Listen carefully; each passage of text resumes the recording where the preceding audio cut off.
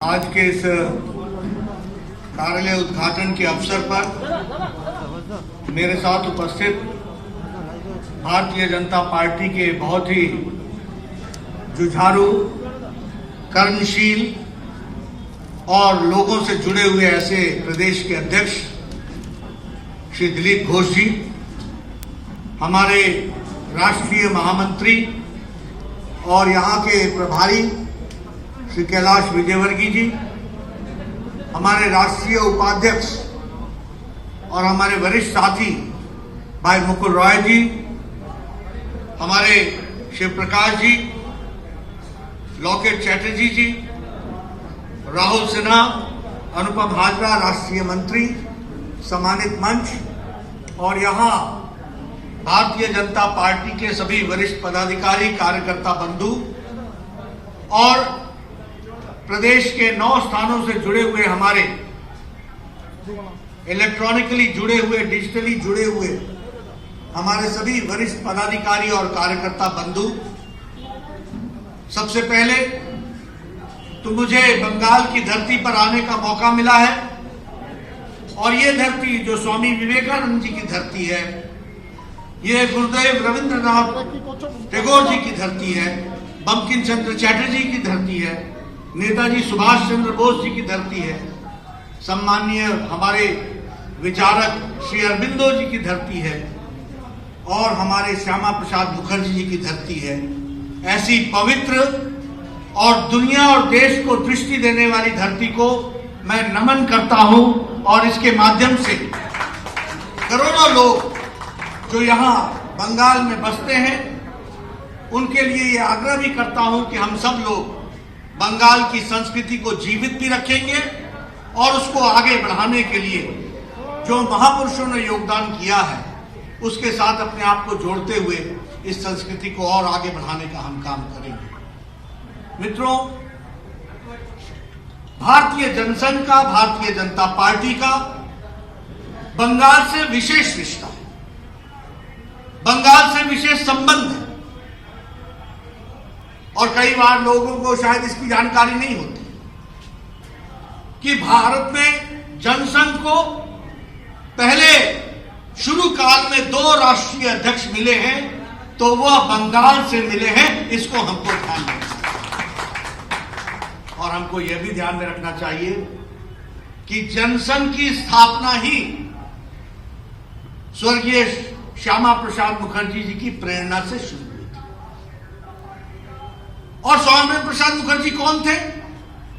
जिन्होंने अगर पाकिस्तान ने भारत का टुकड़ा किया तो पाकिस्तान का टुकड़ा करने वाले थे तो श्यामा प्रसाद मुखर्जी।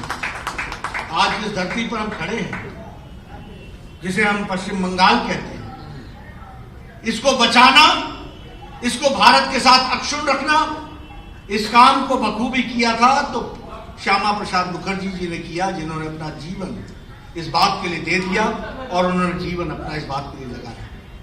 और आज मुझे खुशी होती है कि जिस बात के लिए उन्होंने बलिदान दिया, एक देश में 2 निशान, 2 विधान, 2 प्रधान, 2 संविधान नहीं चलेंगे, उसको मोदी जी की इच्छा शक्ति ने और हमारे गृह मंत्री अमित शाह जी की रणनीति ने उस धारा 370 को धाराशाही कर दिया और हम धारा 370 को समाप्त कर। यानी उनका बलिदान जो 1952-53 की बात है, उनके बलिदान के लिए लड़ते लड़ते हमारी पीढ़ियां निकल गई, पीढ़ियां खप गई, लेकिन उसको पूरा किया तो मोदी जी की इच्छा शक्ति ने और अमित शाह जी की रणनीति ने, जिसके कारण। मित्रों, मैं बंगाल में आया हूं, मुझे श्यामा प्रसाद मुखर्जी जी का वो वाक्य याद ध्यान में आता है जो उन्होंने स्कॉटिश चर्च कॉलेज के सामने 7 दिसंबर 1935 को कहा था और यह बंगाल के लिए बहुत ही सार्थक है आज के दिन। उन्होंने कहा था, cultivate the habits of discipline and toleration. विचारों के साथ, डिसिप्लिन के साथ टॉलरेट करना भी हमको सीखना चाहिए। Surrender not to the convictions you hold dear, but learn to appreciate the points of view of your opponents. ये बात उन्होंने 1935 में कही थी। और आज भी कितनी सार्थक है कि अगर हम ममता जी को देखें तो जिसको बोलते हैं असहिष्णुता, इनटॉलरेंस, दाई नेम इज ममता, यह दूसरा नाम है इंटॉलरेंस का। राजनीतिक दृष्टि से विचारों का आदान प्रदान होना यह प्रजातंत्र की खूबसूरती है। और पश्चिम बंगाल तो विचारों के आदान प्रदान के लिए जाना गया है। विश्व भारती यहां, रविन्द्रनाथ टैगोर यहां पैदा हुए। रविन्द्रनाथ टैगोर ने जिस तरीके से दृष्टि दी समाज को, वो हम सबको मालूम है।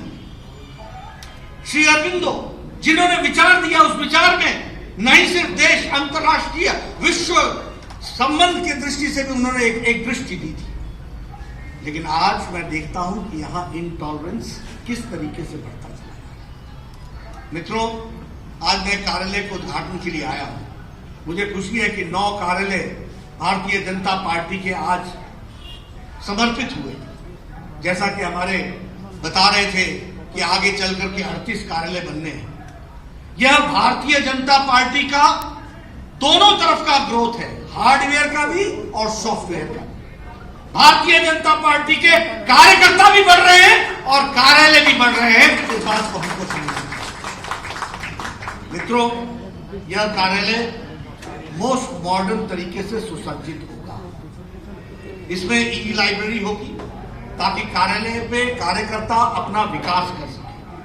दुनिया की कोई जानकारी लेनी हो वो उसको मिल सके। ये इंटरनेट और वीडियो कॉन्फ्रेंसिंग से ये सुविधा लैस होगी। कॉन्फ्रेंस हॉल इसमें होगा। इसमें छोटी और बड़ी मीटिंग करने की व्यवस्था होगी। बड़ी मीटिंगें भी की जा सकती है, इसकी भी व्यवस्था होगी। और मैं हमेशा कहता हूं, there is a difference between an office and a karyalaya. Office works from 10 to 5, कार्यालय वर्क्स 24/7/360, हर समय चलता है। और कार्यालय संस्कार का केंद्र है। और मजेदार बात देखिए कि भारतीय जनता पार्टी कार्यालय से चलती है और अन्य पार्टियों का कार्यालय घर ही उनका कार्यालय है, घर। लेकिन हमारी पार्टी, भारतीय जनता पार्टी ही परिवार है। पार्टी ही परिवार है। हम सब लोग एक बड़े परिवार के हिस्से। और ये क्यों होता है? क्योंकि हमारा संस्कार है कि कार्यालय किसी नेता के घर से नहीं चलता, कार्यालय कार्यालय से चलता है। और कार्यालय में कार्यकर्ता होता है, कार्यकारिणी होती है, कार्यक्रम होता है, कोष होता है और कार्यकर्ता होता है। इस बात को हमको समझना चाहिए। इसलिए कार्यालय का उद्घाटन होना आज के दिन, मुझे लगता है कि ये बहुत ही अच्छी बात है, बहुत ही शुभ बात है। और आपने जिस विधान के साथ कार्यालय का उद्घाटन किया है, इस कार्यालय का भी उद्घाटन किया है। ये वो जगह है जहां से ममता जी की सरकार को उखाड़ फेंकने का निश्चय किया गया है। यह वह चुनाव कार्यालय। और इस शुभ घड़ी पर जब हमने इसकी पूजन किया है, मुझे पूरा विश्वास है कि हम आगे भी बढ़ेंगे और इस इलेक्शन ऑफिस से हम रणनीति भी बनाएंगे और उस रणनीति के कारण हम भारतीय जनता पार्टी को यशस्वी बनाएंगे। मित्रों, अभी बिहार के चुनाव है। क्या बोलता था मीडिया?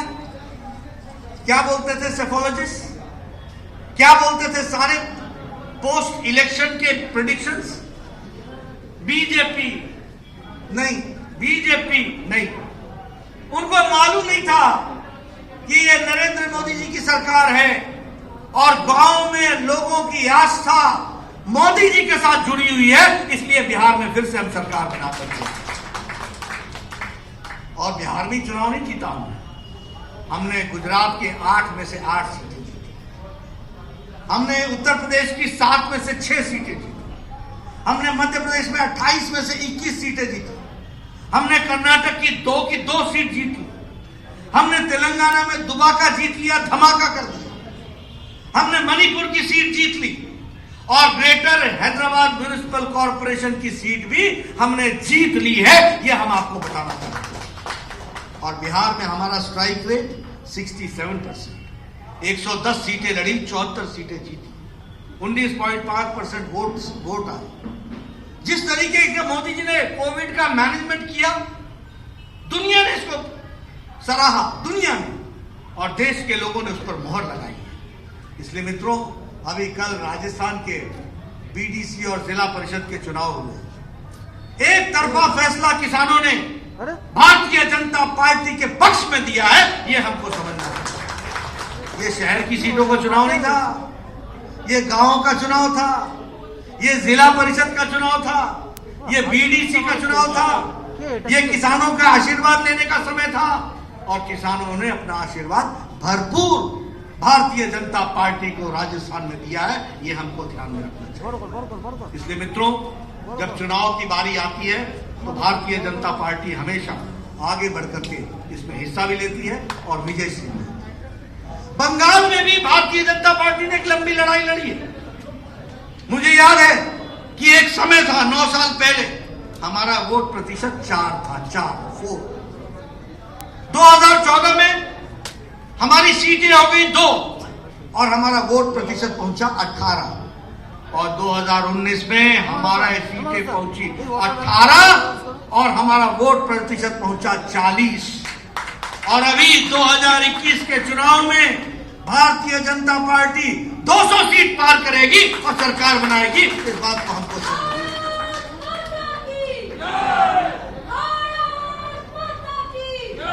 मैं ये सारी बातें आपके सामने इसलिए कह रहा हूं कि लोग भारतीय जनता पार्टी के साथ है, लोग मोदी जी के साथ है, लोग आशीर्वाद देना चाहते हैं। यहां वेस्ट बंगाल में 4 से 40 पहुंच गए, अब अंतिम छलांग लगानी बाकी है और वह हम 2021 में आप लोगों के आशीर्वाद से लगाएंगे। यहां ममता जी की सरकार को उखाड़ फेंकेंगे और कमल खिलाएंगे। इस बात को आपको बताएंगे और इसके लिए हम अग्रसर हैं, इस काम में हम लगे हुए हैं। अभी कोविड का प्रकोप हुआ, बड़े बड़े शक्तिशाली देश अपने आप को मुसीबत में उन्होंने पाया, हमसे बेहतर उनकी स्वास्थ्य सुविधाएं थी, लेकिन उसके बावजूद भी उन्होंने असहाय समझा।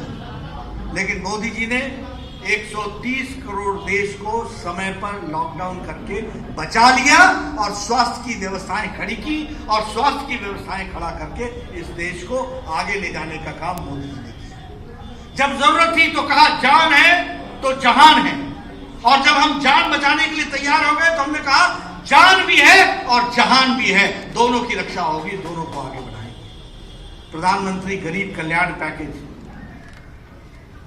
1 करोड़ 1,75,000 करोड़ रुपए का पैकेज, 1,75,000 करोड़ का पैकेज। क्या किया? 3 महीने तक 8 करोड़ बहनों को मुफ्त का 3 सिलेंडर दिया ताकि उनका चूल्हा जल सके। क्या किया? 80 करोड़ की जनता को 2 वक्त की रोटी की व्यवस्था, 5 किलो चावल, 5 किलो गेहूं, 1 किलो दाल प्रति व्यक्ति के हिसाब से मार्च महीने से लेकर के दीपावली और दुर्गा पूजा तक व्यवस्था की गई। ये हमको देखना चाहिए। क्या किया? 20 करोड़ बहनों के खाते में 500 रुपए, 1500 रुपए 3 महीने के लिए, ताकि उनका चूल्हा जल सके, लॉकडाउन में वो दिक्कत में न पड़े, यह काम किया और 20 करोड़ बहनों के खाते में 500 रुपए पहुंचाया। ये 500 रुपए पहुंचाना छोटी घटना नहीं है मित्रों। यही देश था ना, राजीव गांधी बोलते थे मैं 1 रुपए भेजता हूं तो 85 पैसे रास्ते में खर्च हो जाते हैं और 15 पैसा ही पहुंचता है। और मोदी जी ने डिजिटल इंडिया के माध्यम से 20 करोड़ बहनों के खाते में 500 रुपए, 1500 रुपए पहुंचा दिया। ये हमसे दिव्यांगों के लिए, बुजुर्गों के लिए, विधवा बहनों के लिए 1-1 हजार रुपए 3 महीने के लिए पहुंचाने की व्यवस्था। इसलिए मित्रों, और बंगाल की भी बात करें तो 21 लाख लोगों को इसमें से बेनिफिशियरीज हुए और 21.33 लाख लोगों को 2100 करोड़ रुपए का अदायगी की गई है। ये हमको ध्यान में रखना चाहिए। उसी तरीके से फूड ग्रेन में 8.77 lakh metric ton lockdown period में दिया गया और अनलॉकडाउन पीरियड में 8.67 लाख मेट्रिक टन गेहूं और अनाज बांटा गया। यह स्थिति आत्मनिर्भर भारत के अभियान में 20 लाख करोड़ रुपए का पैकेज दिया गया, 3 लाख रुपए एमएसएमई सेक्टर को दिया गया, 1 लाख रुपए हमारे किसान भाइयों को दिया गया। मैं आपसे निवेदन करूंगा, आप फार्मर्स प्रोड्यूसर्स ऑर्गेनाइजेशन बनाइए, अपने किसानों की योजना बनाइए। आपको क्या चाहिए? मंडी तक सड़क चाहिए गांव से? आपको क्या चाहिए? आपको कोल्ड स्टोरेज चाहिए? आपको क्या चाहिए? अनाज के लिए स्टोरेज चाहिए? आपको क्या चाहिए? अनाज के लिए वैल्यू एडिशन के लिए कोई फैक्ट्री चाहिए? कार्यक्रम का प्लानिंग आप करेंगे, पैसा मोदी जी देंगे, 1 लाख करोड़ रुपए, ताकि उसका विकास हो सके। इस तरीके की योजना बनाए। मित्रों, हमें आत्मनिर्भर भारत के तहत लोकल के लिए वोकल भी होना है। वोकल होना है और लोकल। और उसमें मैं कई बार देखता हूं तो आपके यहाँ जूट है, आपके यहाँ ब्रास है, आपके यहाँ बेल मेटल है, आपके यहाँ नेचुरल फाइबर है, बबुई ग्रास है, आपके यहाँ ढोकरा जूट है। ये इन चीजों की ब्रांडिंग करने की जरूरत है और इनकी वर्ल्ड ब्रांडिंग करने की जरूरत है। और मुझे पूरा विश्वास है कि आप सब लोग इस काम को आगे बढ़ाएंगे। मुझे खुशी है कि भारतीय जनता पार्टी के हमारे अपने कार्यकर्ता, बहुत मेहनत आपने लॉकडाउन पीरियड में किया और आपने गरीबों की चिंता की है। मुझे जानकारी मिली है कि 1 करोड़ 6 लाख फूड पैकेट्स वेस्ट बंगाल के कार्यकर्ताओं ने बांटे हैं लॉकडाउन की अवस्था में। ये छोटी घटना नहीं है मित्रों, 1 करोड़ 6 लाख फूड पैकेट्स। उसी तरीके से राशन पैकेट्स यानी राशन किट आपने लगभग 30,000 राशन किट्स बांटे हैं गरीबों के लिए, गरीब बस्ती में। उसी तरीके से आपने फेस कवर लगभग 31 लाख 31.5 ये आपने फेस कवर्स बांटे हैं और आपने 1 करोड़ लोगों को पीएम केयर फंड से जोड़ने का काम किया है। मैं वेस्ट बंगाल की यूनिट को बधाई देना चाहता हूं कि उन्होंने इतना अच्छा, इतना सुंदर काम किया। लेकिन लॉकडाउन में जब हमारे कार्यकर्ताओं ने इतना सुंदर काम किया तो ममता जी ने भी हमारी पार्टी को डिस्टर्ब करने में कोई कसर नहीं छोड़ी। दिलीप दा, उनको अरेस्ट कर लिया, उनको घूमने नहीं दिया। हमारे सुभाष सरकार, उनको घूमने नहीं दिया। ये सब एमपीज थे, इनके घर के आगे पर्चे लगा दिए। अर्जुन सिंह, जॉन बराला, देवश्री चौधरी, सुगंध मजुमदार, जयंता रॉय, निशित प्रमाणिक, इन सबके घर पर पोस्टर लगाकर इनको हाउस अरेस्ट किया कि नहीं किया? दिलीप दा, किया कि नहीं किया? उसके बावजूद इन लोगों ने घर में जब इनको हाउस अरेस्ट कर दिया, उसके बावजूद इन्होंने कार्यकर्ताओं को प्रेरणा दी और 1 करोड़ 6 लाख फूड पैकेट बांटने का काम किया। मैं आपको बहुत बहुत बधाई देता हूं जो आप लोगों ने इतना अच्छा काम किया। संपर्क अभियान में लगभग आपने 1 करोड़ लोगों को जोड़ा, 1 करोड़ 56 लाख लोगों को जोड़ा है वर्चुअल रैली से। 590 आपने वर्चुअल मीटिंग की है, लगभग 17,000 स्टेक होल्डर्स को आपने जोड़ा। तो बहुत अच्छा काम आप लोगों ने किया है, इसके लिए आपको मैं बधाई देता हूं। मित्रों, जब मैं वेस्ट बंगाल में आया हूं तो मुझे दुख भी होता है और शर्मसार भी होता हूं। जो बंगाल संस्कृति के लिए जाना जाता था, जो बंगाल विराट हृदय के लिए जाना जाता था, जो बंगाल सोनार बंगाल के लिए जाना जाता था, आज वहां वायलेंस, करप्शन, भ्रष्टाचार, भाई भतीजावाद, अपना पराया और इसके साथ साथ विकास के विरुद्ध काम करने की योजना बनने का काम ये टीएमसी की सरकार ने पकड़ा है। अगर मैं वायलेंस की बात करूं, आज सवेरे हमारा एक कार्यकर्ता मारा गया, कल हमारा एक कार्यकर्ता मारा गया। 130 कार्यकर्ताओं ने जाने दे दी, 130 कार्यकर्ताओं। मैंने 100 लोगों का तर्पण तो खुद किया है। आप समझो, ये बिहार, ये बंगाल है क्या? बंगाल इस बात के लिए जाना जाता था क्या हो गया? मैं तो कई बार ये कहना चाहता हूं कि ये इंसानियत के भी विरोध में है और ये जिसको कहते हैं राजनीतिक इंटॉलरेंस की पराकाष्ठा है, जिसको हमको समझना चाहिए। जिस प्रदेश में विचार की लड़ाई खत्म हो जाए और वायलेंस शुरू हो जाए, समझिए कि उस प्रदेश में राजनीतिक एक्टिविटी समाप्त हो जाएगी।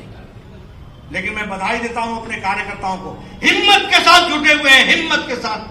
और मैं आपको विश्वास दिलाता हूं कि हमारा कार्यकर्ता 2021 में ममता की सरकार को उखाड़ फेंकेगा, इस बात को हम आपको, इसीलिए हम आपसे कहना चाहते हैं, अभी देवेंद्र नाथ रॉय हमारे एमएलए थे, उनकी हत्या हुई और सुसाइड में परिवर्तित कर दिया गया। मनीष शुक्ला की हत्या हुई सामने सामने पुलिस स्टेशन के सामने। और ऑटोमेटिक गन से, मोस्ट मॉडर्न वेपन से, और कोई इसमें कोई पकड़ा नहीं गया, कोई कुछ नहीं हुआ, कोई एक्टिविटी नहीं हुई। ये स्टेट स्पॉन्सर्ड प्रदेश के तरफ से लॉ एंड ऑर्डर को जिस तरीके से राजनीतिक पर्पस के लिए इस्तेमाल किया जा रहा है, पुलिस का राजनीतिकरण हो रहा है, उसके बारे में मैं एक ही बात कहना चाहूंगा कि प्रशासन भी ये ध्यान में रहे, ये सरकार हर दिन नहीं रहने वाली। 2021 के बाद भारतीय जनता पार्टी की सरकार बनने वाली है, ये हमको ध्यान रखना है। हमारे असहिष्णुता का किस्सा सुनाओ। जादवपुर के एक प्रोफेसर अंबिकेश महापात्रा ने एक कैरिकेचर एक बना दिया, उसको अरेस्ट कर लिया गया। आरामबाग के टीवी के एडिटर हमारे शफीकुल इस्लाम, उनको अरेस्ट कर लिया गया क्योंकि उन्होंने टीएमसी का करप्शन दिखाया था। आनंद बाजार पत्रिका के एडिटर अनिर्बान चट्टोपाध्याय, उनको भी ओवरनाइट हटा दिया गया सिर्फ इसलिए क्योंकि उन्होंने सच्चाई को सामने रखने का प्रयास किया था। और उसके बाद ये जंगल महल एरिया जो बिल्कुल लेफ्टिस्ट का एरिया हो रहा है, जहां नक्सलाइट फिर से एक्टिविटी कर रहे हैं, वहां पर हमारे लोगों को डराने के लिए क्रिमिनल को जेल से निकाल करके अपनी पार्टी का, टीएमसी का स्पोक्स पर्सन बनाने का काम टीएमसी ने किया है। इस तरीके की परिस्थिति ला करके खड़ी की है। मित्रों, मैं एक ही बात कहूंगा, यहां तुष्टीकरण की राजनीति हो रही है, अपीजमेंट की राजनीति हो रही है। 30 और 1 जुलाई को ईद आती है, ईद मनाना चाहिए, हम चाहते हैं मनाई जाए, हमें खुशी है, हमारी सरकार जहां जो होती है हम मनाते हैं, हम मनाने की इजाजत भी देते हैं। लेकिन 30 तारीख को ईद मनाने की छुट्टी, और 30 के बाद आता है 5 अगस्त, जब भव्य राम मंदिर बन रहा होता है, तो उस दिन कर्फ्यू लगा दिया जाता है। आप बताइए कि लॉकडाउन पहले लगेगा या बाद में लगेगा? लॉकडाउन तो पहले लगना था ना, तो 30 तारीख को तो खुला कर दिया। बहुत अच्छी बात है, कोई बुरी बात नहीं है, लोगों को ईद मनाना चाहिए, गले मिलना चाहिए, सारी बातें सही है। लेकिन 5 तारीख को लॉकडाउन क्यों लगाया? क्योंकि उस दिन भव्य राम मंदिर का शिलान्यास प्रधानमंत्री मोदी जी अयोध्या की नगरी में कर रहे थे, और हजारों साल की तमन्ना, करोड़ों लोगों की तमन्ना को उन्होंने उस दिन साकार किया, जिसमें हमारे लोग भी भाग लेते। तो ये इस तरीके का अपीजमेंट का काम चल रहा है। मित्रों, मैं अभी 2 दिन तक यही हूं, कल फिर आपसे मिलने वाला हूं, आज भी मैं कार्यक्रम में भाग लेने वाला हूं। मैं आपसे निवेदन करना चाहता हूं कि हम सब लोग भारतीय जनता पार्टी के बताए रास्ते पर चलकर बंगाल को एक नया बंगाल बनाएंगे। बंगाल को ऐसा बंगाल बनाएंगे जो विकास का बंगाल हो। बंगाल ऐसा नहीं जहां व्यापारी छोड़ के भाग जाए, बंगाल ऐसा नहीं जहां किसान छोड़ के भाग जाए, बंगाल ऐसा नहीं जहां मछुआरे छोड़ के भाग जाए। अरे बेचारा छोटा मछुआरा, वो भी यहां से पलायन करके आंध्र प्रदेश के कोस्टल एरिया में जाकर के बस रहा है। ये क्या स्थिति आ गई है? मित्रों, हमको सबको बसाना है, सबको बढ़ाना है, एक विकसित बंगाल बनाना है।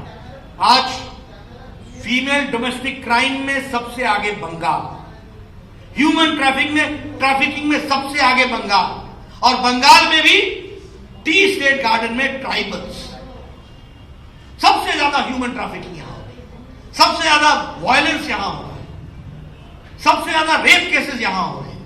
और अब तो क्राइम ब्यूरो को रिपोर्ट करना भी ममता जी ने बंद कर दिया। बताना नहीं, कितने कोरोना के केस नहीं बताऊंगी, कितने डेंगू के केस नहीं बताऊंगी, आयुष्मान भारत नहीं लागू करूंगी, प्रधानमंत्री किसान सम्मान निधि नहीं लागू करेंगे। 75 लाख लोग किसान वंचित हैं, 6,000 रुपए साल का उनको मिलता ना, होवे ना, मिलेगा नहीं।